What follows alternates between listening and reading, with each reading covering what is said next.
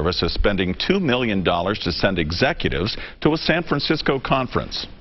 The U.S. House Oversight Committee talked about Scott McFarland's findings and revealed other interesting details during a hearing into the waste of money on government travel.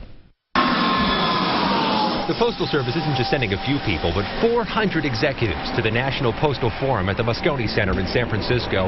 The agenda includes a golf outing, a dance party, and a Taste of San Francisco dinner event.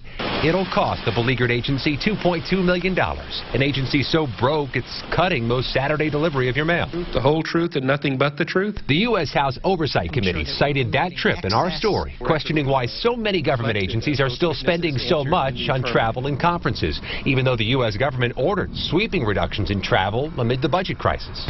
But I am concerned the culture isn't catching on. There were recent reports that the post office spent just a ton of money. They had a $15 billion loss cutting Saturday delivery, but they've got a conference that they set up in San Francisco that's going to cost $2.2 million. The Postal Service wasn't asked to appear in front of the committee, but an Obama administration spokesman says reductions have been made government-wide in travel. There has been significant attention to this matter and a lot of aggressive action to cut back on this type of spending.